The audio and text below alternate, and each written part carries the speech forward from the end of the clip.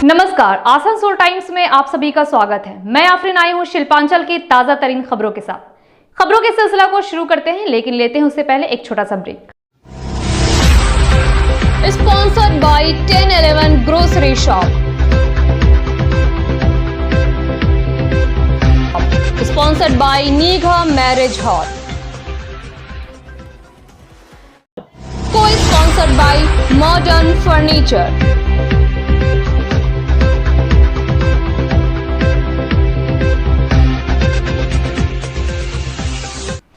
आज की महत्वपूर्ण खबर आसनसोल गोधली निकट। जी हाँ, जैसा कि हम सबको पता है कि रक्त की कमी को देखते हुए, रक्त की कमी को नजर में रखते हुए शिल्पांचल के विभिन्न इलाकों में रक्तदान शिविर का आयोजन किया जा रहा है। तो आसनसोल में राइजिंग आसनसोल की तरफ से रक्तदान शिविर का आयोजन किया गया। जी हाँ, इसका उद्घाटन आसनसोल के पूर्व मेयर और भारतीय जनता पार्टी के नेता जितेंद्र कुमार तिवारी ने किया, अपना खून देकर। जी हाँ, इसमें इस शिविर में लगभग 50 लोगों ने अपना रक्त दिया, अपना खून दिया। और इसी क्रम में हमारे प्रतिनिधि ने जितेंद्र तिवारी और पल्लवी तिवारी से बात की। आइए सुनते हैं। आज राइजिंग आसनसोल की तरफ से यहाँ ब्लड डोनेशन कैंप का ऑर्गेनाइज किया गया है। जितने भी लोग यहाँ रक्त दे रहे हैं उनको बहुत बहुत शुभकामनाएं। हमारा आज का टारगेट 50+ है। अभी चल रहा है ब्लड डोनेशन, जितने जन भी दे रहे हैं उनको। आपके पापा ने ब्लड दिया, आपको कैसा महसूस हो रहा है? बहुत, I am feeling very proud. पापा रेगुलरली ब्लड देते रहते हैं। जी नाम? मेरा नाम पल्लवी तिवारी। आज का ब्लड का कैंप राइजिंग आसनसोल नाम की जो संस्था है, ये हर साल ये लोग ब्लड डोनेशन कैंप का आयोजन करते हैं। पिछले साल भी इन्होंने रविंद्र नगर में किया था बड़े पैमाने पर, लेकिन इस बार चूँकि इसके पहले 5 बार ब्लड डोनेशन कैंप का आयोजन कर चुके हैं। इस बार कोरोना है और कोरोना की महामारी में ब्लड की कमी है आसनसोल ब्लड बैंक में, इसलिए इन लोगों ने आज फिर यहाँ पर ब्लड बैंक का आयोजन किया, ब्लड कैंप का आयोजन किया।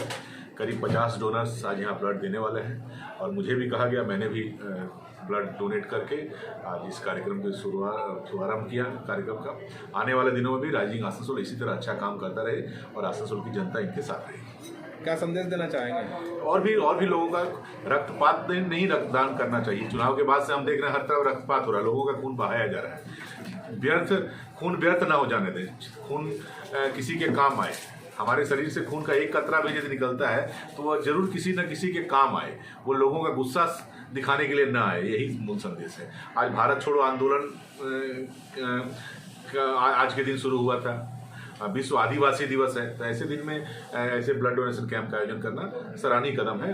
राइजिंग आसनसोल के सारे सदस्यों को बहुत बहुत बधाई।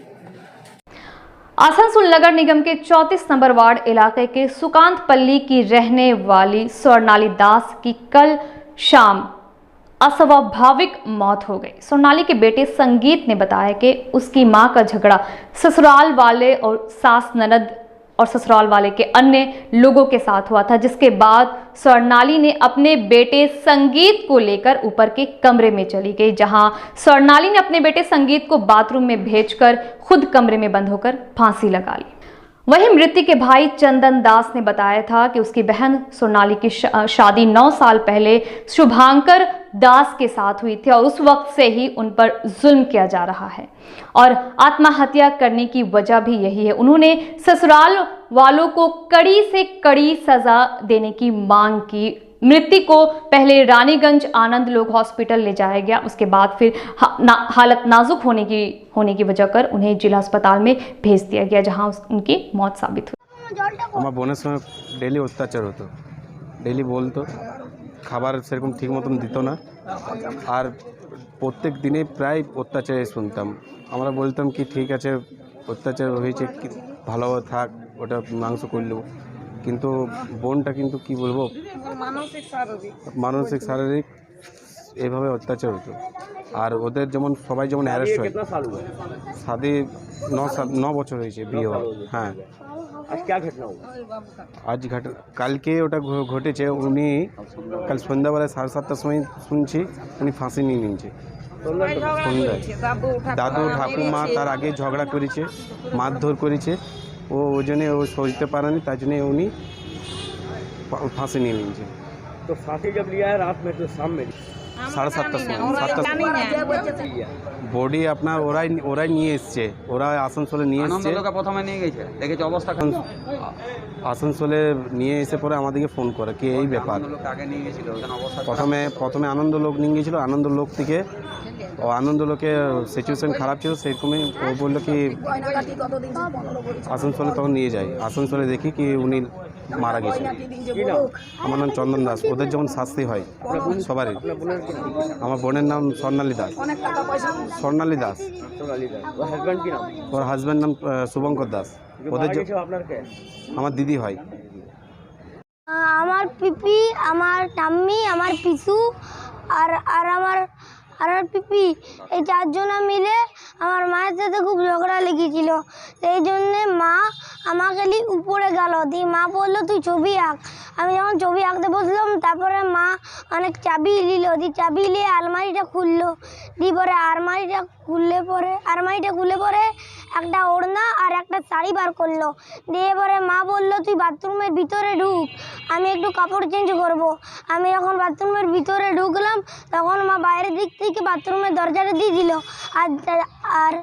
আর যেই ঘরটাতে ঢুকছিলাম সেই ঘরটারও দরজাটা দিয়ে দিল। আর এই দরজাটা দিয়ে দিল, আর দিয়ে পরে মা ফ্যানের মধ্যে সেই ওড়নাটা মানে গিট বেঁধে দিল, ফ্যানের সাথে ওড়নাটা দিয়ে গিট বেঁধে পরে নিজের গলায় সেই গিট বাঁধা ওড়নাটা নিয়ে পরে মরে দিল, ঝুলে পড়ে, মানে ধরে ঝুলে পড়ে। মায়ের নাম মামন, আমার নাম সঙ্গীত, মায়ের বাবার নাম স্বর্ণালী, বাবার নাম শুভঙ্কর দাস। आज से आसनसोल नगर निगम के अंतर्गत आने वाले विभिन्न चैम्बरों में ट्रेड लाइसेंस कैंप लगाया गया। इसी क्रम में आज रानीगंज चैम्बर ऑफ कॉमर्स भवन में भी ट्रेड लाइसेंस कैंप लगाया गया। इस कैंप के द्वारा नया ट्रेड लाइसेंस बन भी रहा है और पुराने का रिन्यूअल भी किया जा रहा है। रानीगंज चैम्बर ऑफ कॉमर्स के अध्यक्ष प्रदीप बजोरिया ने कहा कि आज से 14 अगस्त तक ये कैंप चलेगा। कैंप शुरू होने के 1 घंटे के अंदर ही 10 लोगों का ट्रेड लाइसेंस बन गया। इस कैंप के लिए प्रदीप बजोरिया ने आसनसोल नगर निगम के प्रशासनिक बोर्ड के सदस्य अमरनाथ चैटर्जी का धन्यवाद किया और साथ ही साथ कमिश्नर नितिन सिंघानिया का भी। इस मौके पर रानीगंज चैम्बर ऑफ कॉमर्स के सचिव अरुण भारतीय सहित चैम्बर के कई सदस्य भी उपस्थित थे। रानीगंज से हमारे संवाददाता जाहिद अनवर की खास रिपोर्ट। आज आसनसोल म्यूनिसिपल कॉरपोरेशन के द्वारा रानीगंज चैम्बर ऑफ कॉमर्स में एक ट्रेड लाइसेंस का विराट रूप में कैंप लगाया गया है, जो कि आज 9 तारीख को सुबह 11 बजे से चालू हो गया है और ये 14 तारीख तक ये कैंप चलेगा। इसमें रानीगंज चैम्बर ऑफ कॉमर्स सहभागी के रूप में काम कर रही है और हम लोग ने सारे मेंबरों को, सारे नन मेंबरों को, रानीगंज की जनता को माइकिंग के द्वारा और व्हाट्सएप मैसेज के द्वारा यह खबर भिजवा दी है कि यहाँ पर कैंप लगा है, जिसमें नए ट्रेड लाइसेंस और पुराने ट्रेड लाइसेंस रिन्यू होंगे। जिनको भी यह सुविधा का लाभ उठाना है वो रानीगंज चैम्बर के प्रीमिसेस में आए और यहाँ पर आसनसोल म्यूनिसिपल कॉर्पोरेशन के सारे विभागीय अधिकारी बैठे हुए हैं और वो तुरंत के आपका ट्रेड लाइसेंस डॉक्यूमेंट सही होने पर बना के दे देंगे। अभी तक 10 लोगों का हो चुका है 1 घंटा में और हम लोगों को उम्मीद है कि काफ़ी संख्या में लोग जिनका ट्रेड लाइसेंस बाकी है वो आकर यहाँ पर इस सुविधा का लाभ लेंगे। ये कैंप चला गया आज के लिए या अभी चला नहीं? ये कैंप 14 तारीख तक चलेगा, जैसा कि आसनसोल म्यूनिसिपल कॉर्पोरेशन का इंस्ट्रक्शन है। ये 9 तारीख से 14 तारीख तक डेली ये कैंप चलेगा और ये सुबह से लेकर शाम तक ये कैंप चलेगा। ट्रेड लाइसेंस बनाने के कुछ गाइडलाइन? सिंपल गाइडलाइन है। आपको नए ट्रेड लाइसेंस के लिए अलग गाइडलाइन है, पुराने ट्रेड लाइसेंस के लिए रिन्यूअल के लिए आपको पुराना ट्रेड लाइसेंस लाना पड़ेगा, आपका बंगला साइन बोर्ड लाना पड़ेगा और यदि रेंटेड है तो NOC लाना पड़ेगा और एक आधार कार्ड का जीरोक्स। बस बहुत सिंपल रूप में ट्रेड लाइसेंस बन रहा है, सबको इस सुविधा का लाभ उठाना चाहिए।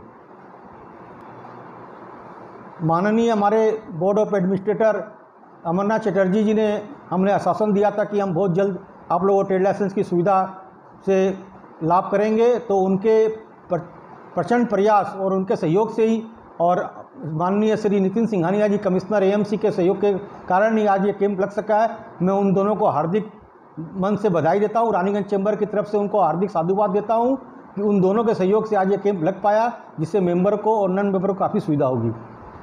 आज रानीगंज बांसड़ा में विश्व आदिवासी दिवस के अवसर पर बांसड़ा एसटीडी क्लब की तरफ से एक कार्यक्रम का आयोजन किया गया। इस मौके पर आदिवासियों ने अपने हक और हुकूक की लड़ाई को जारी रखने और जल, जंगल, जमीन पर अपने पारंपरिक अधिकार को बनाए रखने के लिए संघर्ष करने की शपथ ली। हर साल 9 अगस्त को आदिवासी समाज के लोगों द्वारा अपनी आवाज सरकार तक पहुंचाने के लिए इस दिन को मनाया जाता है। इस मौके पर पंजाबी मोड़ फाड़ी आईसी सोमेन बैनर्जी, कनस्तोड़िया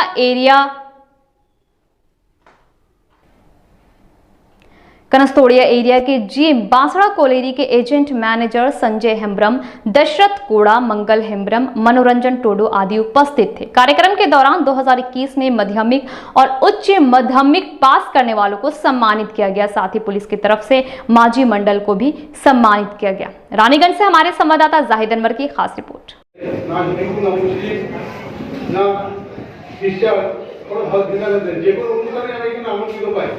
অন্য কোনো জায়গায় আমি সেটা না পেলেও আর কি বাংলাতে আমি স্বতঃস্ফূর্তভাবে আসার চেষ্টা করি যে কোনো অনুষ্ঠানে।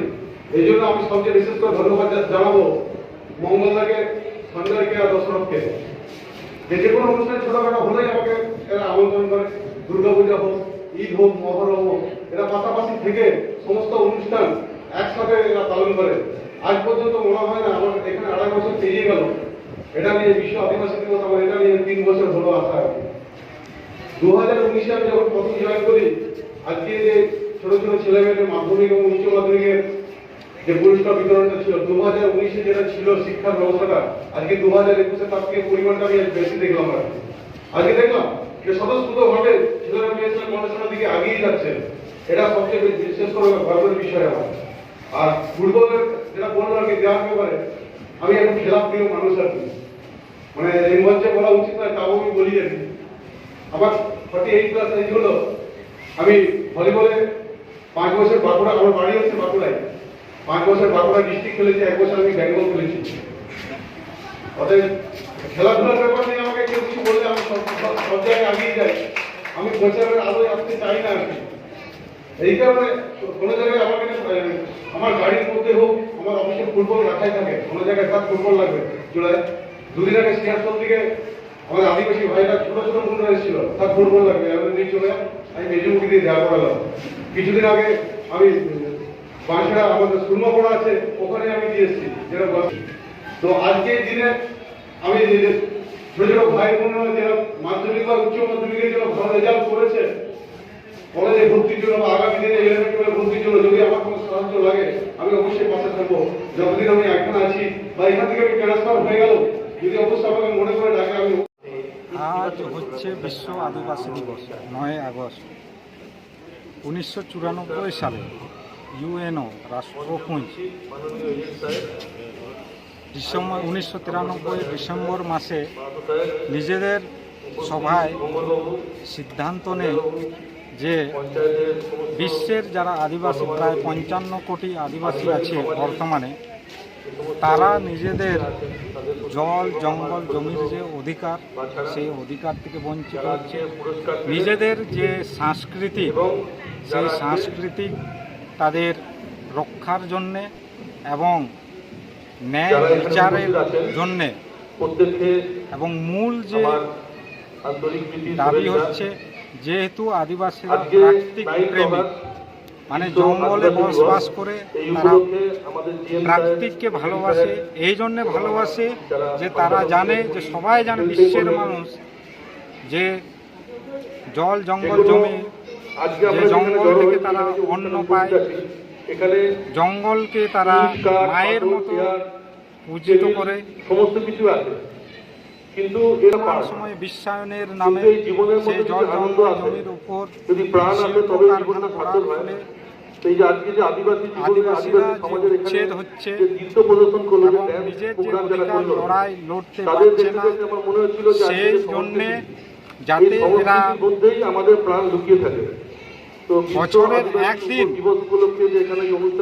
এই 9 আগস্ট নিজেদের অধিকারটা বুঝে নেই এবং নিজেদের অধিকার জন্য যে লড়াই এর জন্য যে একত্রিতভাবে গোটা বিশ্বের আদিবাসীরা আওয়াজ তুলুক যে আমাদের যে অধিকার যে মৌলিক অধিকার সেই মৌলিক অধিকার রক্ষার জন্য আজকের দিনে 9 আগস্টের দিনে আমরা শপথ নিচ্ছি আমরা জল আমাদের যে মৌলিক অধিকার সেই সাংবিধানিক অধিকারগুলো আমরা রক্ষা করব। এই জন্য আমরা 1994 থেকে গোটা ভারতবর্ষ কি গোটা বিশ্বের মানুষ এই 9 আগস্টটা বিশ্ব আদিবাসী দিবসটা সাড়ম্বরে পালিত করে আসছে। আপনার নামটা একটু বলুন। আমার নাম সঞ্জয়। आज के लिए बस इतना ही। मिलते हैं कल फिर शिल्पांचल की ताज़ा तरीन और नई खबरों के साथ। तब तक के लिए नमस्कार, आदाब। Subscribe now and press the bell icon. Never miss an update.